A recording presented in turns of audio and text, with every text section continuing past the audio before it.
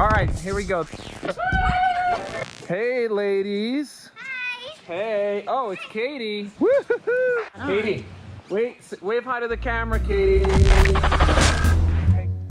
Two sisters befriend a ghost, and maybe we get some answers going back to the beginning.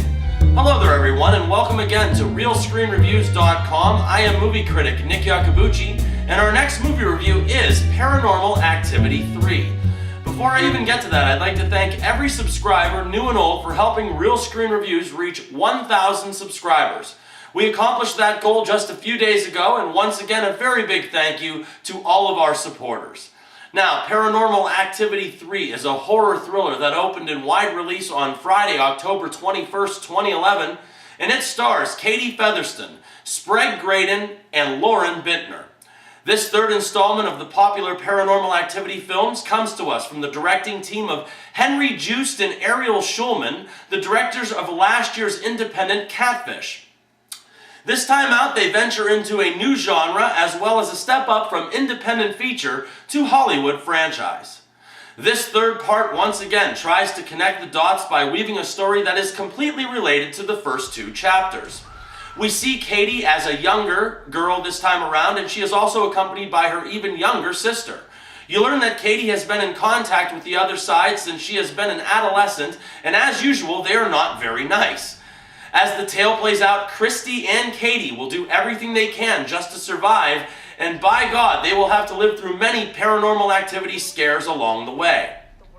Well, people, seeing this in a packed house on opening night really helped the entertainment factor of this film. Paranormal Activity 3 is undoubtedly better than the last installment, but still cannot reach the level of brilliance of the first chapter. However, when you're watching a film like this with a million teenagers all jumping, shouting, and screaming exactly when they're supposed to, well, that can be kind of fun. Also, what is fun is a big portion of this film leaning towards the first act of the tale, and throughout that first act of this not very long feature to begin with were some solid and funny moments. I think that this is the first time that the filmmakers not only added humor to the tale, they also gave us characters with a foundation as well. However, there are more than a few spots in this Paranormal Activity that will have you rolling your eyes. They pretty much out and out copy the whole Candyman summoning charm, as well as lines almost directly from The Sixth Sense. There was once or twice when the dumbassness of the characters on screen transferred into laughter when it got to the audience, and some questions that were yelled out by average teenagers made quite a bit of sense to me. Like, if you were worried that much about the little girls, then why not sleep in the same room with them? Or why does mom choose to ignore desperate pleas of begging and crying from both of her daughters? As I said, I too was asking myself these same questions. There are genuine scenes that are tense and suspenseful, and as I said, it isn't a terrible movie. You have flying furniture, you have the slamming doors, and they remind you in this movie that it isn't Casper the Friendly Ghost. My big fear is that the paranormal films are just going to dive into the realm of the Saw films, and that would be to sometimes cut corners on the quality of film in order to get one released every year right around Halloween. It has credible jumps and shouts, and if you're a horror movie fan, you're probably going to enjoy the ride.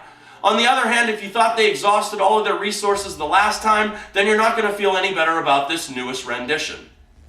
Now, what I expect from this series is definitely higher than my expectations for your standard slasher flick. In each one of these features, they attempt to build a quality foundation of a storyline before they attempt to scare the audience.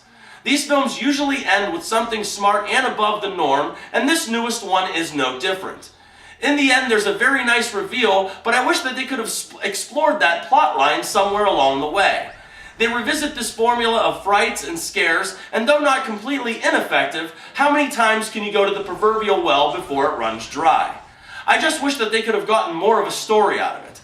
It's an average movie, and it plays out more in the premise that works so well in the original than it does for this one this time around.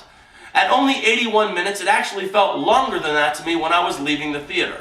Unremarkable, unimpressive, and underwhelmed come to mind when thinking about this feature, and though not horrible, it can't be anywhere near good with that description.